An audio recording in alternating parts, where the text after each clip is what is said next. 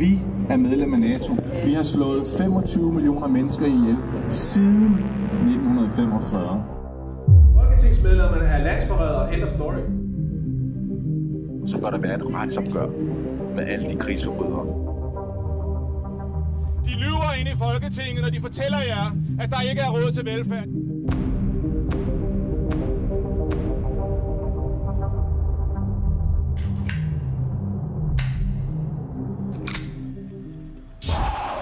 I Frankrig går de gule veste på boulevarderne i protest mod ringere levevilkår.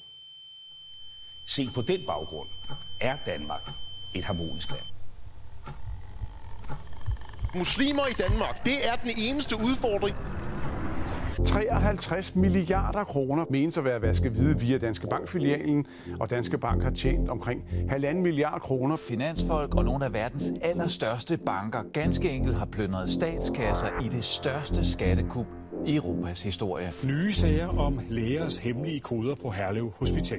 Koder, der betød, at de ikke ville blive genoplivet i tilfælde af hjertestop. For meget eller forkert medicin, den tredje største dræber på verdensplan. Den kommende vaccine mod influenza A er et kæmpestort eksperiment. Det mener flere danske læger. Tillader kviksølv tilsat som konserveringsmiddel. 75% af al verdens sojaproduktion og hver tredje majskolbe i verden er også genmodificeret. Og vi har faktisk ikke så meget viden om 5G fra videnskabelige undersøgelser. Det er vel rigtig svært at sige noget om, hvad for en eksponering vi får. Vi har brug for den hurtighed, der ligger i 5G, den kapacitet, der ligger i 5G. 5G er mange 100 gange hurtigere end 4G-netværket. Alle Folketingets partier er med til at sikre, at vi får hurtigere udrulning af 5G. Det her det er en rigtig lykkelig dag for Danmark. Så der er altså ingen grund til, at du skal bekymre dig over det nye 5G-netværk. Søren Brostrøm, du er direktør i Sundhedsstyrelsen. Altså, det er vigtigt for mig at sige, at de her fænomener med misinformation og myter og konspirationer, det er ikke nyt. I mere end et halvt århundrede har mange af den vestlige verdens mest indflydelsesrige personer mødtes en gang om året i et helt lukket forum.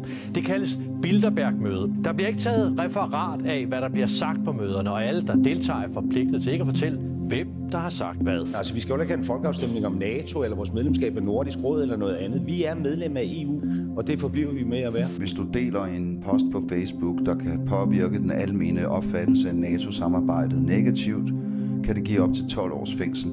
Alle steder, hvor du er, hvor din telefon er tændt, bliver den registreret.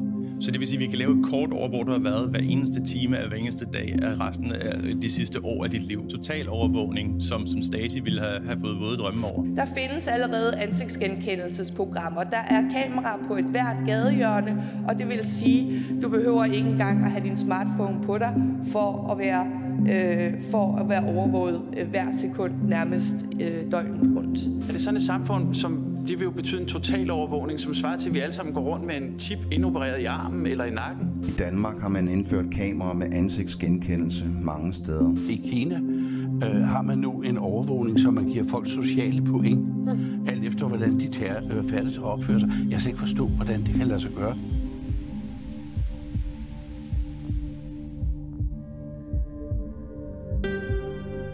Du har sandsynligvis fået indtrykket af, at det er dem med gule vester, som nogle rabiate nogen. Det er det faktisk ikke. Det er ganske almindelige mennesker, der har fået nok af magtmisbruget og korruptionen iblandt de mennesker og de psykopater, der sidder ved magten. De har et motiv, det er profit. Det er ikke at levere service til dig. Og vi har ret til at sympatisere med mennesker, der har fået nok af at blive behandlet dårligt. For det er det, vi gør. Vi viser vores støtte til almindelige mennesker og til de gule veste ved at tage gule veste på.